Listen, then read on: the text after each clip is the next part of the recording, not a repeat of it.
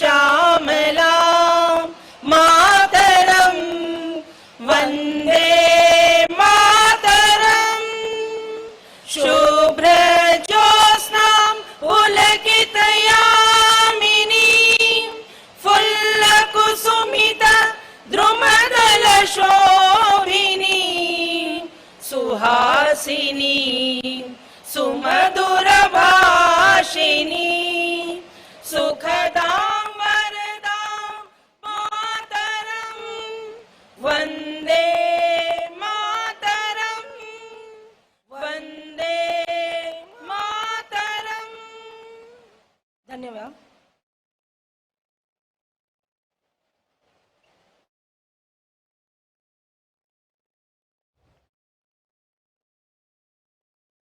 साथियों, आप सब लोगों का स्वागत है। आज के इस समापन समारोह के शुरुआत में हम लोगों के बीच में नेतृत्व उद्बोधन के लिए मैं आमंत्रित कर रहा हूं हम सब लोगों के नेता पूर्व कांग्रेस अध्यक्ष श्री राहुल गांधी जी को।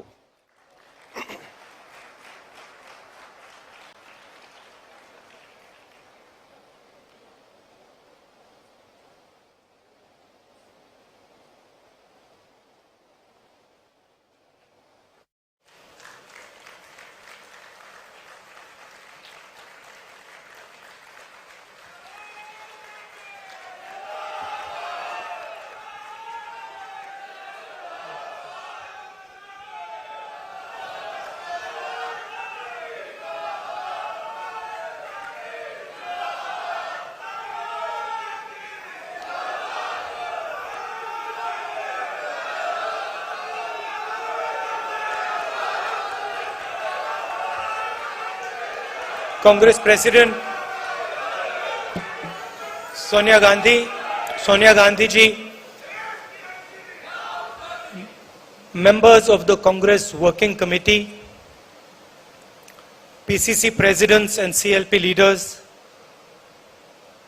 AICC office bearers, delegates of the Shivir, friends,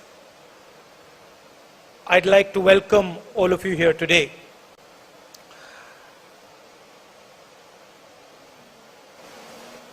We have been having discussions now for the last few days, and everybody, the leadership of the Congress Party has been taking part in these discussions.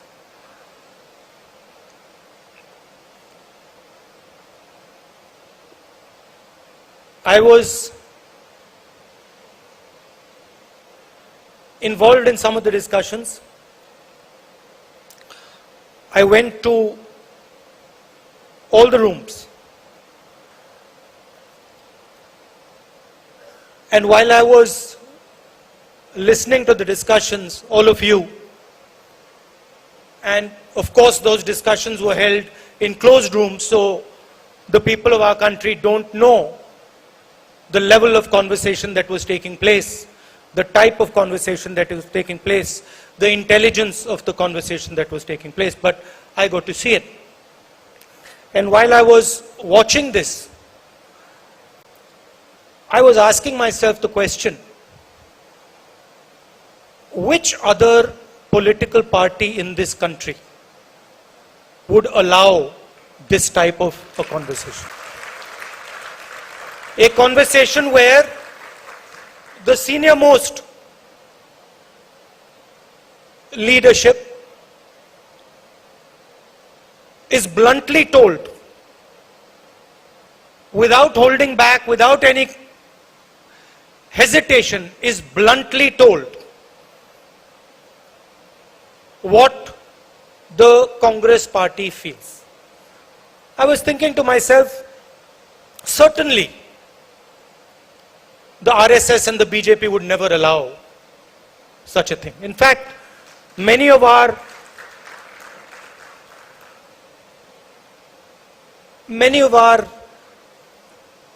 leaders, Arya ji is Aryaji is here. Many of our leaders who have come back have said to me exactly what the BJP allows them to say and doesn't allow them to say. Aryaji himself told me that as a Dalit in the BJP, he had no place. As a Dalit in the BJP, he was humiliated every single day. These are his words. And there are other parties, regional parties, and with all respect, even the regional parties would not tolerate the type of conversation that we have just had. And this conversation, this is not something new in the Congress. This didn't happen just yesterday or day before. We are attacked for it. Every day in the media we are attacked because we allow conversation inside our party. Every day we are attacked. But there is a reason. There is a reason we allow conversation. This party's DNA is a conversation between the people of this country. Doesn't matter where they come from, doesn't matter whether they're rich, poor, what community they're from, Hindu, Muslim, Sikh, Christian, anybody. This party has always provided a platform for a conversation, a platform where people can speak without fear, without worry. And that is what this party continues to do. Unfortunately, this is not how the politics of the country is progressing. The politics of the country now does not entail a conversation. It does not entail the expression of views. It does not entail the expression of feelings. Some days back, in Parliament, I made a speech where I said, India, Bharat, is a union of states. That is the line that is written in our constitution. India is not described as a nation. It is described as a union of states. Meaning, the states of India, the people of India, have come together to form the union. They have come together to form the union. And it is critical for the union of this country that the states and the people are allowed to have a conversation. Because the only alternative, and I say this with full responsibility, the only alternative to a conversation between the people of India is violence between the people of India. You can either choose to have a conversation between the people of India, or then you can choose to have violence between the people of India. And this conversation that takes place between the people of India, between the states of India, the instruments of this conversation, the mechanism of this conversation are the institutions that the Congress party, that your great leaders, Mahatma Gandhi, Jawaharlal Nehru, Patel, Azad ji, Ambedkar ji, have helped us create. These institutions do not belong to any one individual. They do not belong to a political party. They belong to the union of India. They belong to every single person in this union. And today what we are seeing is the systematic destruction. The systematic destruction of the institutions that help India, help the states of India speak to each other. We see it, those of us who are in parliament, we see it in Parliament House. Our mics are shut off, members are thrown out of the house, conversations are not allowed. We see it when the judiciary is pressurized. We see it when the arms of the election commission are twisted. We see it when the media is muzzled. And we say, okay, we lightly say that the conversation is being muzzled. But what we do not understand is the consequence of this muzzling. India does not understand it yet. Most people in this country do not understand it. Because the day this country's institutions stop working, the day this country stops speaking to itself, the day this country does not communicate with itself effectively, is the day that we will all be in very serious trouble. And you can already see the tension. It is there for everybody to see. You speak to the press people, they will tell you that we are muzzled. You speak to the political class, speak to the leaders, every single politician knows the word Pegasus. There is not a single politician in this country who does not know what Pegasus is. Pegasus is not a software. Pegasus is the method of silencing the political class of this country. It is not simply a software. It is the way to strangle. It is the way to strangle the political discussion in this country. And so this is what we are seeing. Now the question is, how does the Congress party respond to this? It's a question on all your minds. We see economic collapse. Some days back, the Prime Minister said, we are going to be exporting wheat. And then suddenly, a few days later, we are not going to be exporting wheat. We put a ban on the export of wheat. My friends from Punjab and the rest of the country know the impact of the farm laws. You know what the farm laws were designed to do, and you know the devastation and the pain that the farm laws caused to the people of Punjab. And had they not been stopped, what would have happened to Punjab? And you know, you spoke to me yesterday, you know what is happening in Punjab today and the feelings that are rampant in Punjab today. जो हमारे युवा हैं, आज हिंदुस्तान के युवा को रोजगार नहीं मिल सकता है. नरेंद्र मोदी जी ने 2 करोड़ युवाओं को रोजगार देने की बात की. आज अनएम्प्लॉयमेंट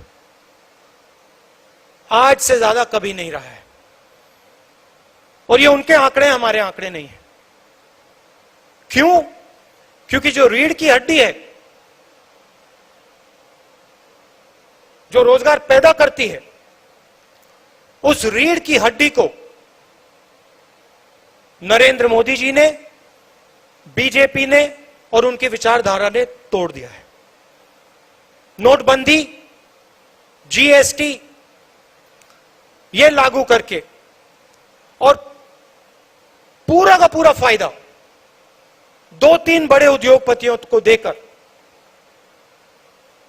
सरकार ने हिंदुस्तान के युवाओं के भविष्य को नष्ट कर दिया है. और आने वाले समय में आपको देखने को मिलेगा, देश का युवा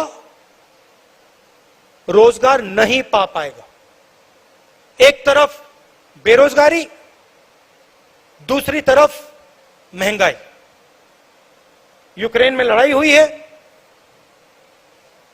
आने वाले समय में इन्फ्लेशन जबरदस्त तरीके से बढ़ेगा और जो हमारा, जिसको हम डेमोग्राफिक डिविडेंड कहते थे, खतरा है कि डेमोग्राफिक डिविडेंड डेमोग्राफिक डिजास्टर में बदल जाए। इसके लिए जिम्मेदार कौन है?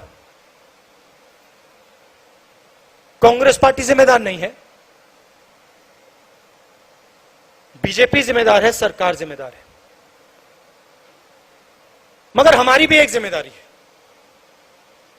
हमारी जिम्मेदारी जो विचारधारा की लड़ाई है उसको लड़ने की है और जनता के साथ खड़े होने की है। हमारा शिकायत है, हमारा पूरा का पूरा डिस्कशन, पूरी की पूरी बातचीत हमारी अपनी इंटरनल मामले में होती है।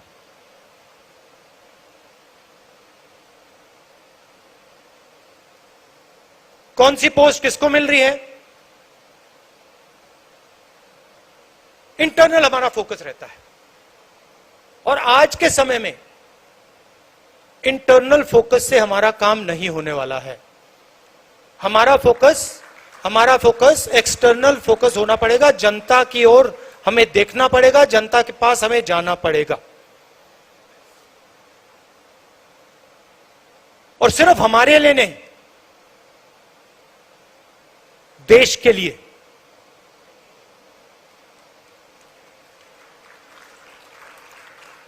प्रेस में पूरा डिस्कशन कांग्रेस पार्टी की पोजीशंस के बारे में होता है। हमें बिना सोचे, चाहे हमारे सीनियर नेता हो, जूनियर नेता हो, कार्यकर्ता हो, हमें बिना सोचे जनता के बीच में जाकर बैठ जाना चाहिए। जो उनकी समस्या है उनको समझना चाहिए और जो हमारा पहले उनके जनता के साथ कनेक्शन होता था, जो कांग्रेस पार्टी का कनेक्शन जनता से टूटा है, उसको हमें एक्सेप्ट करना पड़ेगा। उस कनेक्शन को हमें फिर से बनाना पड़ेगा। और जनता चाहती है, जनता समझती है कि कांग्रेस पार्टी ही यह काम कर सकती है। जनता समझती है कि कांग्रेस पार्टी ही देश को आगे ले जा सकती है। यह हमारी जिम्मेदारी है। और मुझे यह सुनकर कि कांग्रेस पार्टी ने निर्णय लिया है, अक्टूबर में निर्णय लिया है कि पूरी की पूरी कांग्रेस पार्टी जनता के बीच में जाएगी, यात्रा करेगी और जो जनता के साथ कांग्रेस पार्टी का रिश्ता था और है, उसको एक बार फिर से मजबूत करेगी। यही हमारे लिए रास्ता है। और शॉर्टकट से ये नहीं होने वाला है।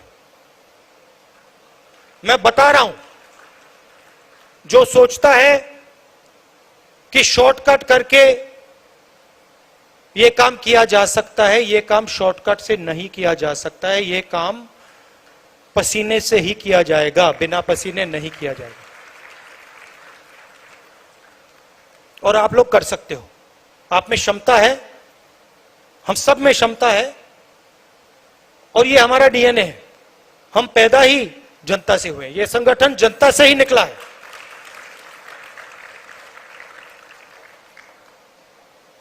तो हमें एक बार फिर जनता के बीच में जाना है।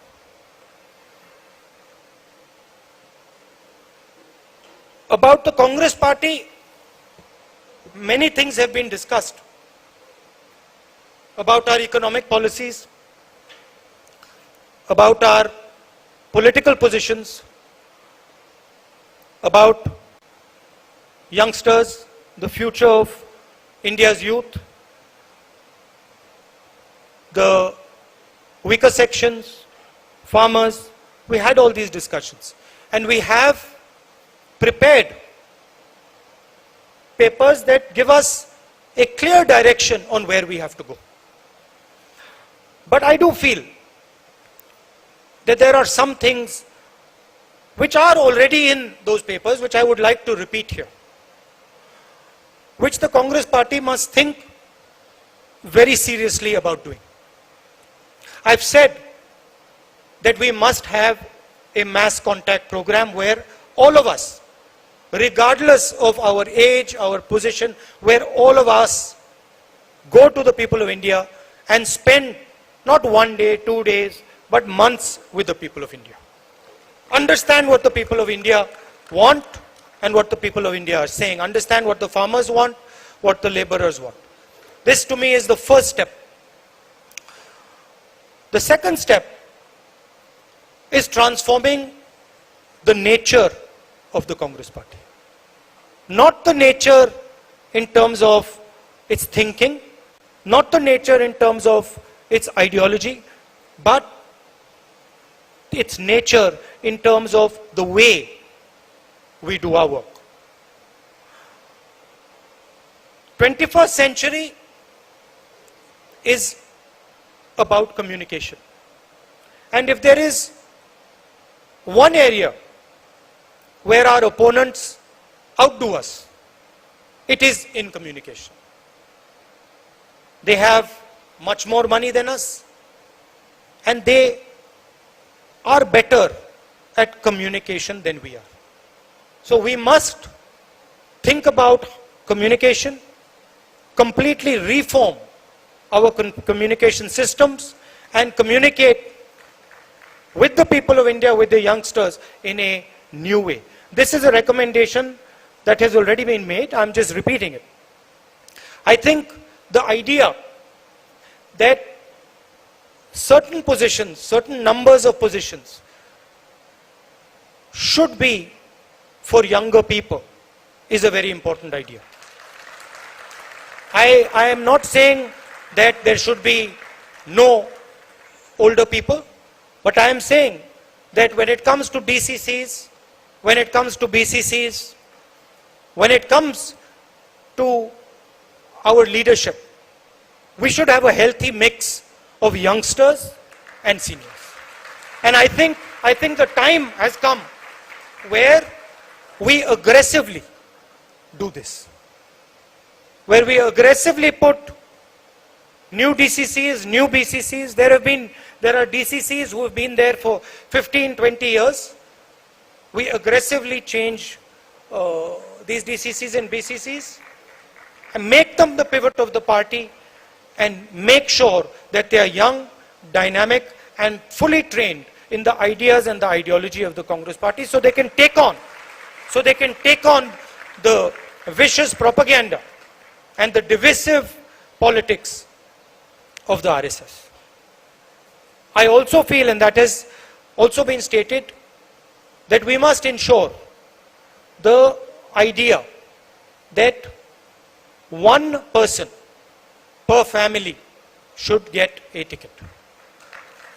I know Venugopal has made a caveat to that, but I do think that it is very important that we limit the number of family members that are involved in our organization. Let them work, let them develop, and then let them join the organization. But we must not have a situation where 5 or 6 or 7 members of a family are in the organization. So I think these things are of importance. From my perspective, I am your family. You are my family. I don't see you, और मैं सिर्फ आपकी बात नहीं कर रहा हूं, हम परिवार हैं, और मैं सिर्फ आपके नहीं, यहां 500-600 लोग हैं, मगर मैं हर कांग्रेस के नेता की बात कर रहा हूं, कार्यकर्ता की बात कर रहा हूं। ये एक परिवार है और मैं आपके परिवार का हूं।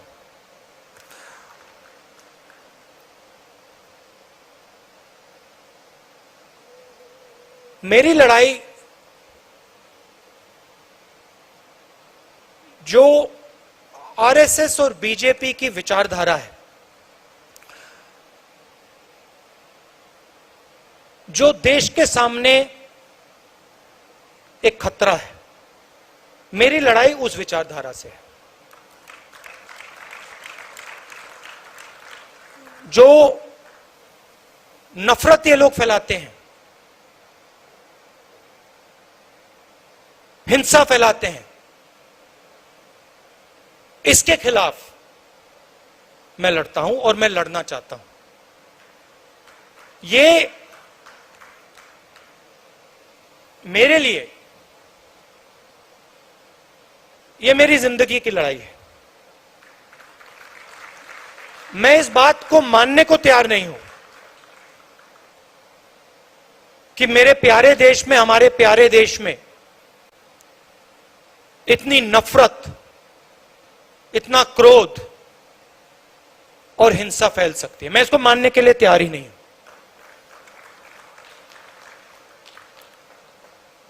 हमारे खिलाफ बड़ी शक्तियां हैं, आरएसएस, बीजेपी का संगठन, आजकल हिंदुस्तान के सारे इंस्टीट्यूशंस। ये आप मत सोचिए कि हम एक राजनीतिक पार्टी से लड़ रहे हैं। हम राजनीतिक पार्टी से नहीं लड़ रहे हैं।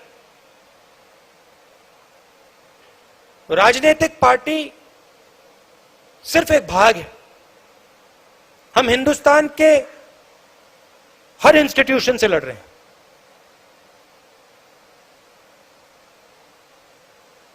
हम हिंदुस्तान के सबसे बड़े क्रोनी कैपिटलिस्ट के खिलाफ लड़ रहे हैं।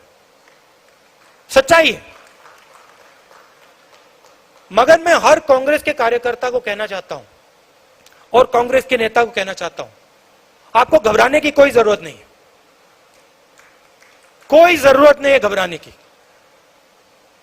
क्योंकि ये देश जो है ये सच्चाई को मानता है। ये देश जो है ये सच्चाई का देश है और इस देश को बात समझ आ रही है। ये देश देख रहा है देश की हालत क्या है, देश को समझ आ रही है। तो मैं आपसे कहना चाहता हूं कि मैं जिंदगी भर आपके साथ खड़ा हूं और इस लड़ाई को आपके साथ मैं लड़ने जा रहा हूं।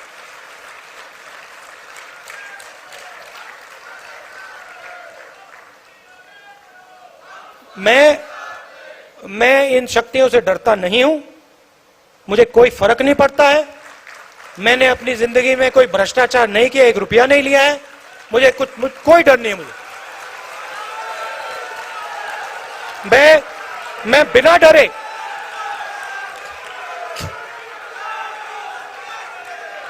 मैंने भारत माता से 1 पैसा नहीं लिया है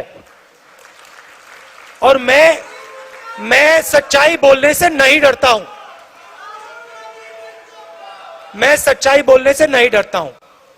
तो मैं आपको यह कहना चाहता हूं, कांग्रेस के हर कार्यकर्ता से, यह लड़ाई हम सबकी लड़ाई है। इस लड़ाई में हम सब शामिल हैं। मैं आपके साथ शामिल हूं। हमारे सब सीनियर नेता हैं, कांग्रेस प्रेसिडेंट हैं। हम सब एक साथ मिलकर बीजेपी और आरएसएस के संगठन को और उनकी विचारधारा को हराकर दिखाएंगे।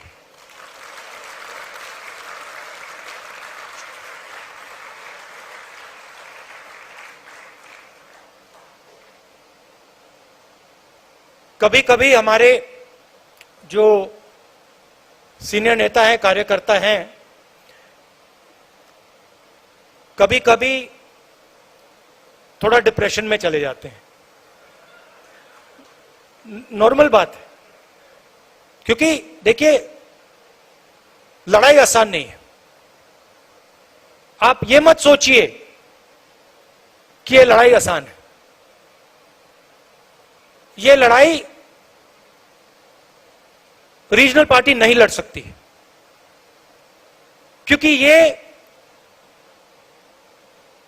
विचारधारा की लड़ाई है। आपने देखा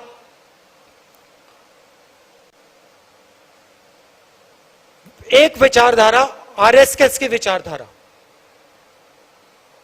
कांग्रेस की विचारधारा के खिलाफ लड़ रही है। बीजेपी कांग्रेस की बात करेगी, कांग्रेस के नेताओं की बात करेगी, कांग्रेस के कार्यकर्ताओं की बात करेगी, मगर रीजनल पार्टी की बात नहीं करेगी, क्योंकि वो जानते हैं कि रीजनल पार्टी जो है उनकी जगह है, मगर वो बीजेपी को नहीं हरा सकते हैं, क्योंकि उनके पास विचारधारा नहीं है। अलग अलग अप्रोच है उनकी।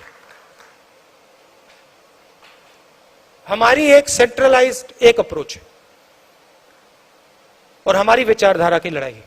तो ये आसान लड़ाई नहीं है और ये राजनीतिक लड़ाई भी नहीं है।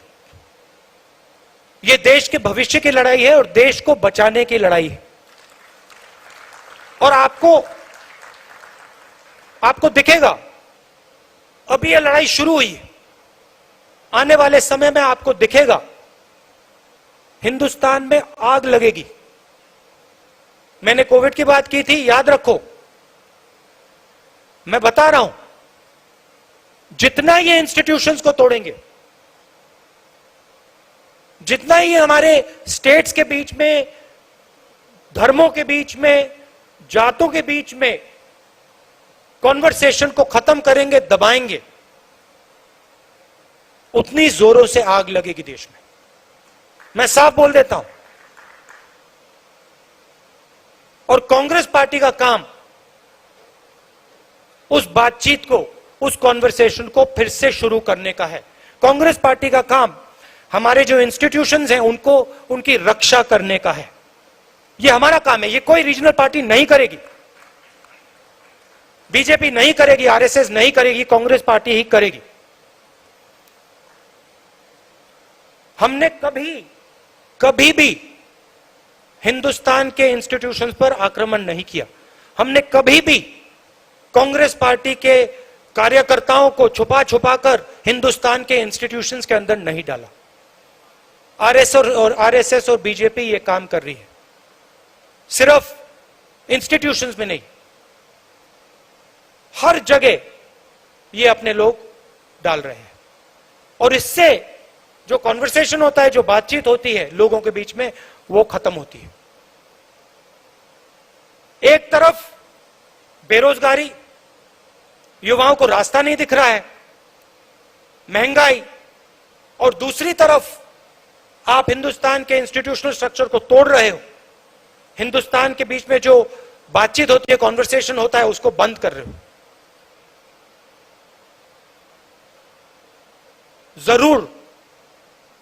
जरूर आग लगेगी। और हमारी जिम्मेदारी है कि वो आग ना लगे। हमारी जिम्मेदारी है कि हम जनता के बीच में जाएं और जनता से कहें कि आपको बांटा जा रहा है, आपको तोड़ा जा रहा है, और इससे देश मजबूत नहीं होता है, देश कमजोर होता है। इससे आपको, हमें फायदा नहीं होगा, इससे नुकसान ही नुकसान होगा। ये हमारी जिम्मेदारी है, हमारे कार्यकर्ता की जिम्मेदारी है, हमारे नेताओं की जिम्मेदारी है। और ये काम सिर्फ कांग्रेस पार्टी के लोग कर सकते हैं, क्योंकि कांग्रेस पार्टी ही सबकी पार्टी है। इस देश में कोई ऐसी जात, कोई ऐसा धर्म, कोई ऐसा व्यक्ति नहीं है जो कह सकता है कि कांग्रेस पार्टी ने अपने दरवाजे मेरे लिए बंद कर दिए। कोई है ही नहीं इस देश में।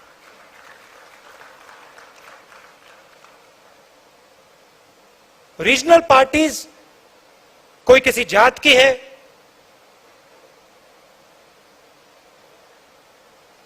वो सब की नहीं है। यही एक पार्टी है जो पूरे देश की पार्टी है। तो मैं आपको यह कहना चाहता था कि घबराने की कोई जरूरत नहीं।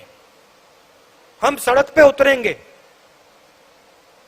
सड़क पे उतरेंगे और बीजेपी आरएसएस की विचारधारा से जैसे कांग्रेसी लड़ते हैं, पूरा दम लगा के हम लड़ेंगे।